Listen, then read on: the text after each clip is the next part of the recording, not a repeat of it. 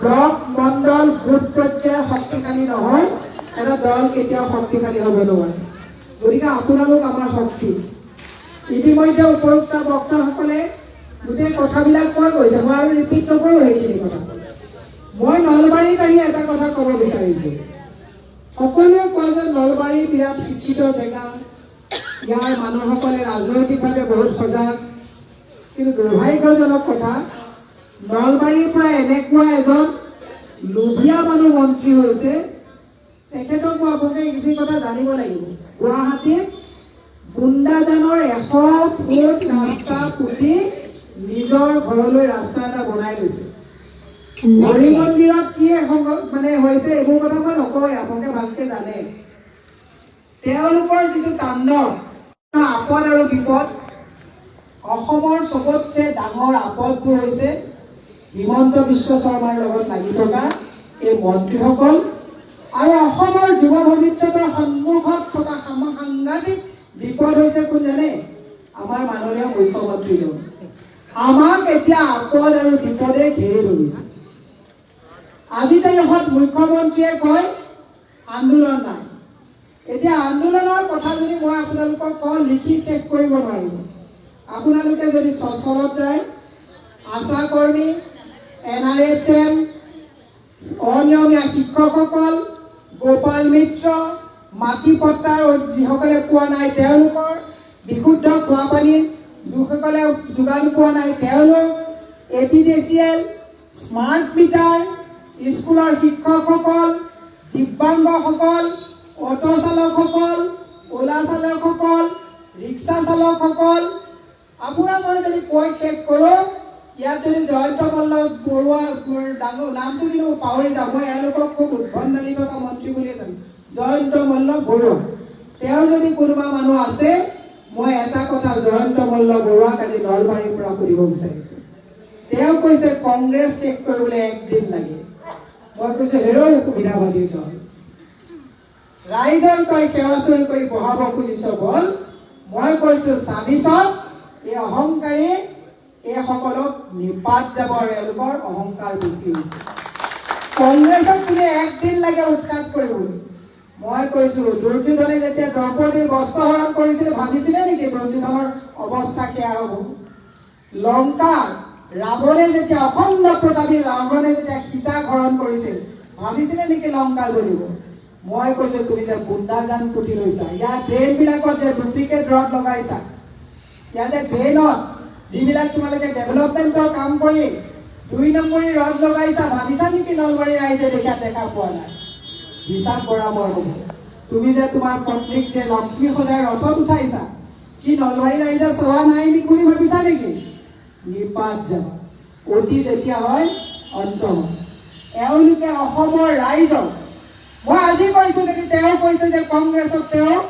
একদিনত কংগ্ৰেছ তেওঁ নিপাত উৎখাত কৰিব পাৰিব মই হিমন্ত বিশ্ব শৰ্মা আৰু তেওঁৰ এই আপদসকলক সুধিব বিচাৰিছোঁ 1 বছৰত 900 হত্যা হৈছে অসমত পাৰিবা বন্ধ কৰিব 1100 ধৰ্ষণ হৈছে অসমত দম আছে যদি বন্ধ কৰা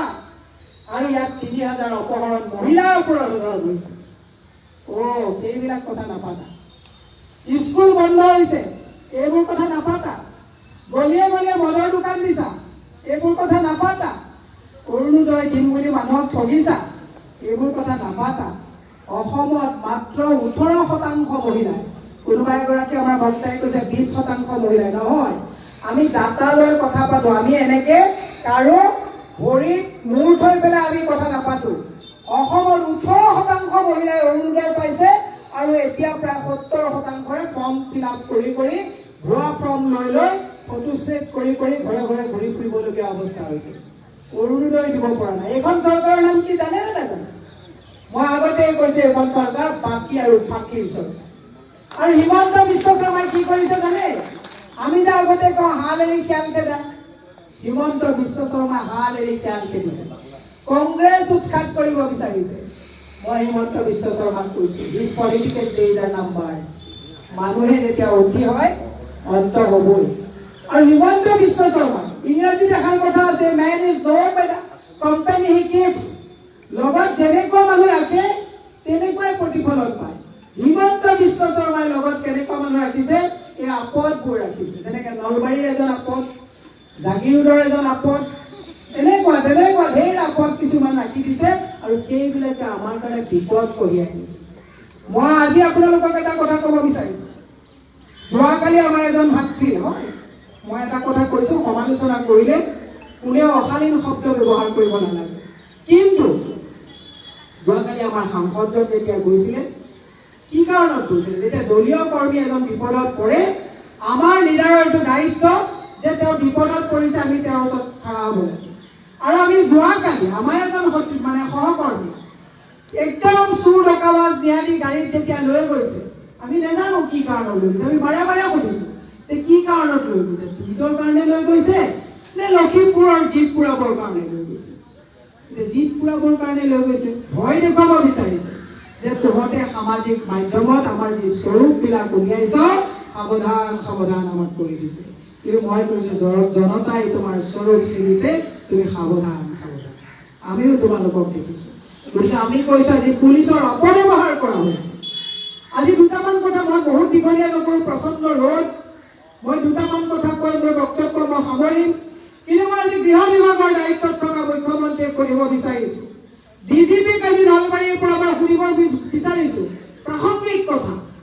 পুলিচৰ গাত যেতিয়া হাত লগাই যেতিয়া গুৰুলাগুৰুলকৈ সামগ্ৰিক পুলিচক যেতিয়া ৰকিবুল হুছেইন ডাঙৰীয়াৰ দেহৰক্ষীক গুৰুলাগুৰুলকৈ পিতা হ'ল, ডিজিপিৰ তেতিয়া খাকী পোচাকৰ তলত থকা আত্মান উঠি নুঠিল নেকি? এই কথাবিলাক আমি ক'ব লাগিব। জোনমণি ৰাভাক যেতিয়া থেতেলিয়াই মৰা হৈছিলে, তেতিয়া পুলিচৰ খাকীৰ পোচাকৰ তলত থকা আত্মাবিলাক নলৰিল নেকি? এনেকুৱা বহুত কথা আছে, এই কথাবিলাক প্ৰাসংগিক। মই মাতৃ সমাজক দুটা কথা ক'ব বিচাৰিছোঁ। এওঁলোকৰ লগত এতিয়া হাতিয়াৰ, ইলেকশ্যন জিকাৰ হাতিয়াৰ কি জানেনে? ডুপ্লিকেট অৰুণোদয়। যোৱা লোকসভা নিৰ্বাচনৰ সময়ত ডুপ্লিকেট তেওঁলোকে অৰুণোদয় ফৰ্ম দি শপত গ্ৰহণ কৰালে যে মই যি কম সঁচা কম, য'ত ভোট দিম সঁচা দিম। অৰুণোদয় ডুপ্লিকেট ফৰ্ম লৈ 10গৰাকী মহিলাই শপত গ্ৰহণ কৰিলে। কিন্তু আজি মই মহিলাক নলবাৰীৰ পৰা কৰিব বিচাৰিছোঁ, কংগ্ৰেছেতো বহুত আঁচনি দিছিলে, ডুপ্লিকেট ফৰ্ম দি ক'ৰবাত আপোনালোকক শপত গ্ৰহণ কৰাইছিলে নেকি? কওকচোন আজি আপোনালোকে। নাই কৰোৱা। গতিকে এওঁলোকে কি কৰিছে? ভেজাল ফৰ্ম দিছে, ভেজালকে শপত গ্ৰহণ কৰাইছে। দুৰ্ভাগ্যজনক।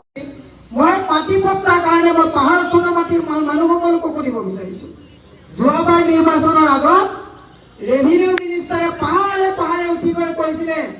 গুৱাহাটীত থকা 85,000 মানুহক কৈছিলে যে আপোনালোকক মাটিৰ পট্টা দিম, ভোট দিয়ক। আৰু আমাৰ সহজ সৰল মানুহবিলাকে কৈছিলে, বাইদেউ আপোনাক খুবেই ভাল পাওঁ, কিন্তু আমি পাহাৰত থকা মানুহখিনি আপোনাক ভোট দিব নোৱাৰিম, কাৰণ মাটি পট্টাখিনি এই ইলেকশ্যনৰ পিছতে দি দিব। মই আজি নলবাৰীৰ পৰা পাহাৰত থকা সকলোকো সুধিছোঁ, মাটিৰ পট্টা দিলে নে নাই? মনত ৰাখিব, এইখন বাকী আৰু ফাঁকিৰ চৰকাৰ, কেতিয়াও নিদিয়ে। এতিয়া নিৰ্বাচন আহি আছে, পঞ্চায়ত, আকৌ আপুনি সুধিছোঁ, আপোনালোকে দোকানত কেতিয়াবা বাকী খাই পাইছে নে নাই? পাইছে। এক মাহৰ বাকী যদি আদায় নিদিয়ে, দ্বিতীয় মাহত দোকানীয়ে গালি দিয়ে নে আকৌ বাকী দিয়ে? গালি দিয়ে। আপোনালোকে প্ৰায় 9টা বছৰত কেৱল বাকী আৰু বাকী কৰিছে। আপোনালোকে আশাত পৰি এই ডুপ্লিকেট ফৰ্ম বিলাকৰ পিছত দৌৰি আপোনালোকে মৰিভূমিত যে মৰিচিকা খেদা বুলি কয়, আপোনালোকে মৰিচিকা খেদি নিজৰ ঘৰবিলাক আমি নষ্ট কৰিছো নে নাই? মই মাতৃ সমাজক সুধিব বিচাৰিছো, 7,000 স্কুল বন্ধ হ'ল। মই ইয়াত বহি থকা সকলোকে কৈছো, আপোনালোকৰ বা আমিও ডিপিএছ বা ৰয়েল গ্লোবেলত ল'ৰা ছোৱালী পঢ়াব পৰা ভাৱে আমি আৰ্থিকভাৱে সক্ষম হৈ জানো? নহয়। তেতিয়াহ'লে চৰকাৰী স্কুল লাগিব নে নালাগিব? লাগিব। চৰকাৰী স্কুল বন্ধ কৰিছে, কেৱল কংগ্ৰেছে প্ৰতিবাদ কৰিব লাগে নে ৰাইজো ওলাই আহিব লাগে নে নালাগে? আপোনালোকক মই আকৌ এটা কথা সুধিছো, যিখন ৰাজ্যত মদৰ ৰাজহৰে আমাৰ কলকাতালৈ ৰাজ্য চলোৱা হৈছে, কি কাৰণত আপোনালোকে আকৌ ভাবিছে যে আকৌ এবাৰ বুলি কিয় ভাবিছে? আকৌ এবাৰ যদি আহে, আপোনাৰ ল'ৰা ছোৱালীয়ে মদ খাই পিতৃ মাতৃয়ে পইচা দিব নোৱাৰিলে বুকুত ডেগাৰ লগোৱা দিন আহি আছে, আপোনালোকে চাই থওক। এওঁলোকে সোণৰ খাৰু দিম বুলি কৈছিলে, নৱবিবাহিত যিসকল মহিলা থাকিব সোণৰ খাৰু দিম বুলি কৈছিলে কংগ্ৰেছৰ দিনৰ 24,000 টকীয়া 10 গ্ৰাম সোণৰ দাম আজি 91,000 টকা হ'ল সোণৰ খাৰু পালে নেকি আপোনালোকে নাই পোৱা সেইকাৰণে মই এটা কথা মহিলাসকলক কৈছো জাগিবৰ হ'ল স্মাৰ্ট মিটাৰ মই মনত পেলাই দিছো যে ৰাইজে পাহৰি যায় 34 লাখ মানুহৰ ঘৰত জোৰ জবৰদস্তি ডকাইত দালি স্মাৰ্ট মিটাৰ ইনষ্টল কৰিলে প্ৰতিবাদ কোনে কৰিছে কংগ্ৰেছে কৰিছে আজি আমাৰ ডাইছত বহি থকা প্ৰত্যেকৰ ঘৰত স্মাৰ্ট মিটাৰ লগালে আমি বিল দিব পাৰিম কিন্তু আমি প্ৰতিবাদ কাৰ কাৰণে কৰিছো এই সহজ সৰল যিখিনি মানুহ যিখিনি বিল' পভাৰ্টিৰ মানুহ যিখিনি নিম্ন মধ্যবিত্ত মানুহ তেওঁলোকৰ ঘৰত 300 ইউনিট বিজুলী ফ্ৰী দিম বুলি কৈ স্মাৰ্ট মিটাৰ লগাই ডকাইতি কৰিছে নে নাই